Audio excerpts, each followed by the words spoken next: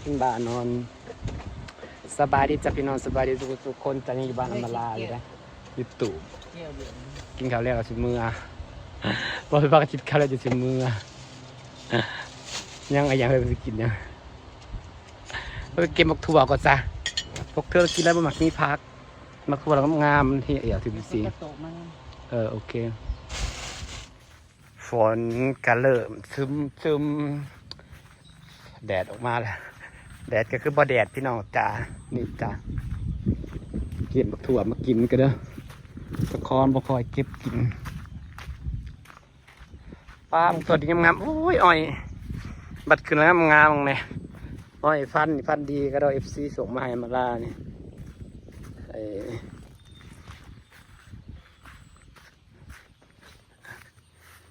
ถั่วประกำงามก็เก็บกิน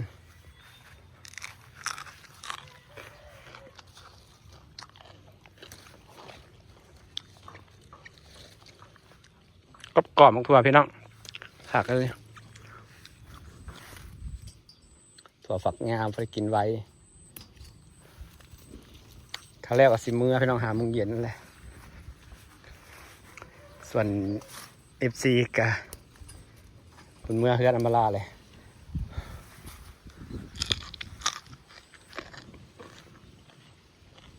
พักกันนอนปะเพิ่น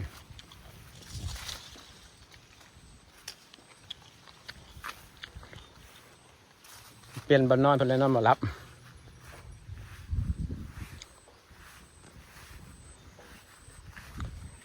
จ้ะ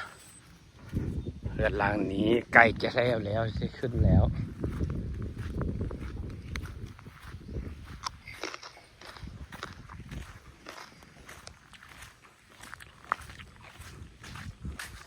เรากำลังจะเมื่อแล้วจ้าสบายดีเกือบตอนเย็นนะพี่น้องเราจะเมื่อบ้านแล้วเราสีรีวิวทางเมืองนะจ๊ะยังมี FC ถามอยู่ในบ้านพอลลากไกลจำได้มาบ้านอำมาลานะพี่น้อง22 ถึง 23 กิโลเดี๋ยวแหละประมาณ22กะไกลอยู่ได้20 กว่ากิโลพี่น้องแต่สิถ่ายถนนให้เบิ่งว่ามันลำบากหรือว่ามันสบายพี่น้อง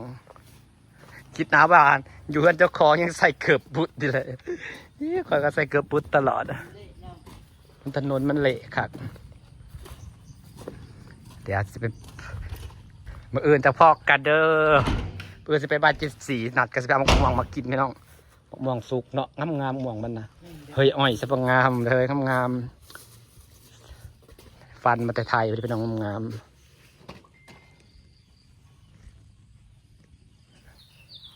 ไม่ได้มันขึ้นเนาะจะกินตลอดเขาขยายพันธุ์ออกไปตลอดได้ขายหน้ามันหอมเนาะอันนี้ปะหักเสียงแห่ให้ได้มันอันนี้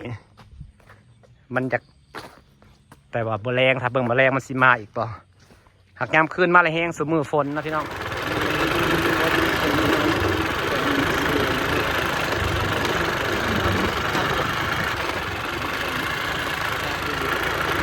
เมื่อนี่กะสีเสียงแห้งเนี่ยพี่น้องเพราะว่ามันมีแดดจักหน่อยตาเฮ็ดสิออกกว่าจักเมื่อคืนนั้นสิไปซ้อมบังเฮ็ดลังโง่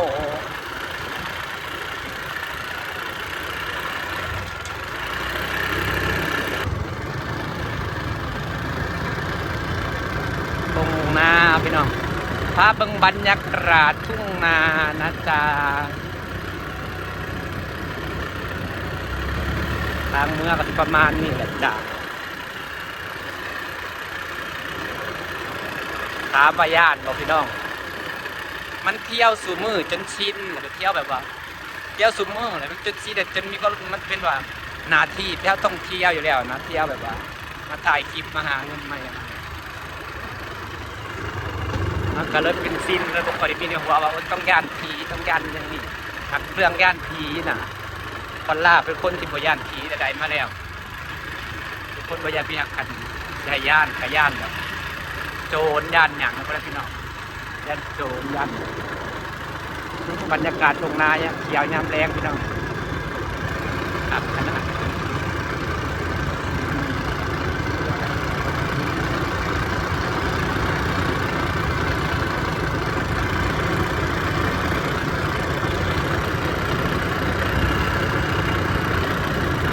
หอมเข่าเด้พี่น้องเอ้ยเข่าปีนี้นะปีที่เข่างามที่สุด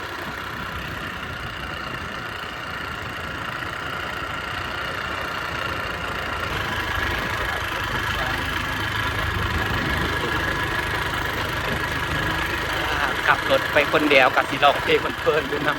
ทั้งชิวๆสมธรรมศาสตร์ตรงไหนตรงหน้าไปน้ำจ้าพี่น้องจ้า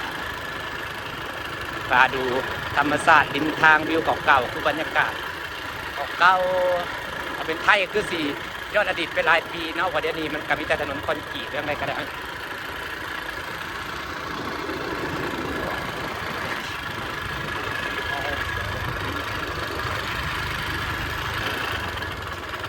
เขาสู่ตรงหน้าเลยพี่น้องบรรยากาศตรงหน้าประมาณนี้จ้ะยามแรมมันก็สีเขียวงามแน่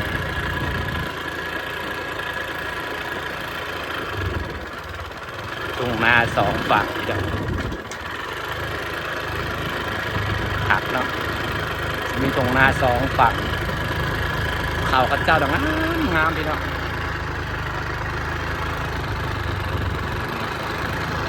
เขาปีนี้ตั้งงาม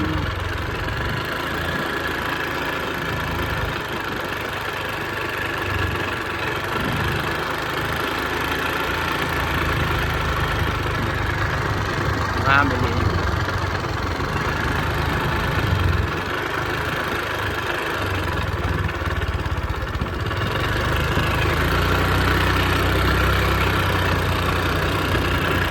พี่น้องบรรยากาศทงนา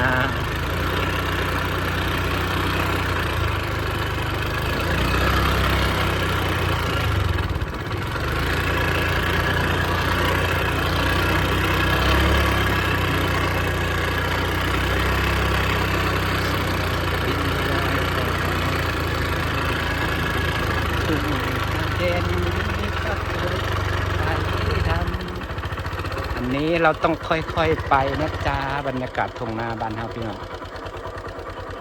คักบ่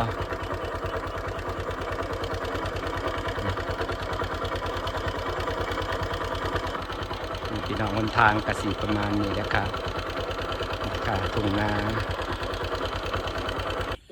จังหน่อยก็หอดยามใส่เบ็ดนะพี่น้องเนาะเสียงกบเสียงเขียดก็สิประมาณนี้แหละจ้ะชมบรรยากาศบนทางบ้านเฮาอันนี้ก็จะเป็นเขาตามขอบทางนี่สีเขียวงาม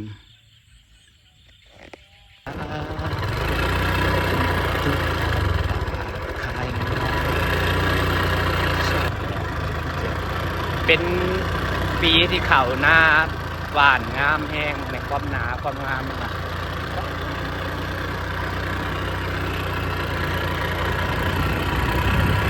ความหนาความงาม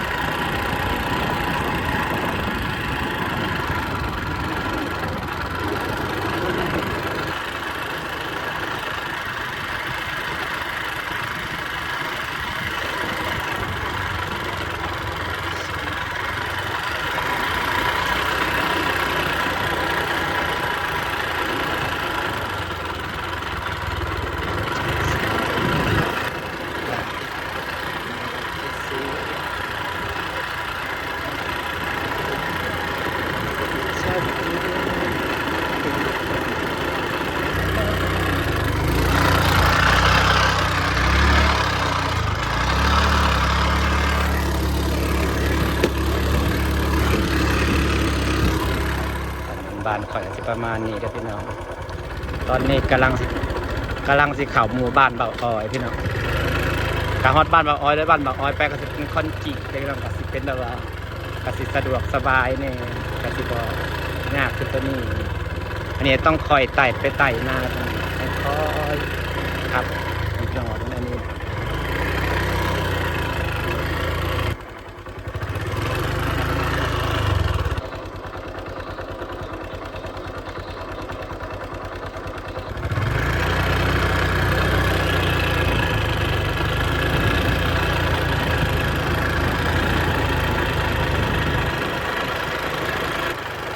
บรร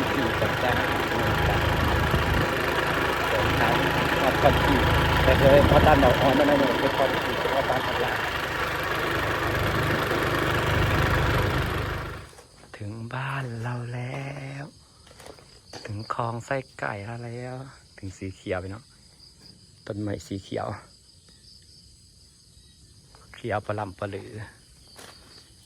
อันนี้ก็คือบรรยากาศบ้านเฮาจ้าพอมาถึง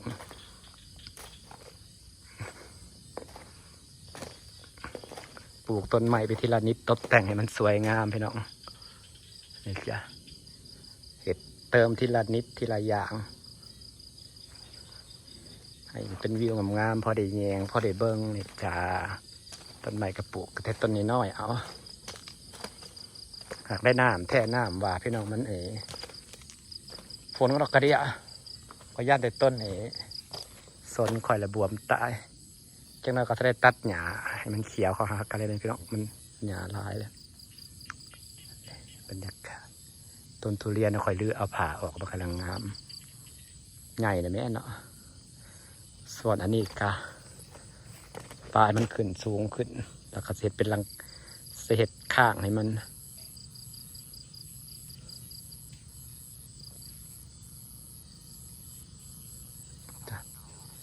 ฝากบรรยากาศไปซ้ำนี่เด้อจ้าพี่น้องจ้าสบายดีจ้า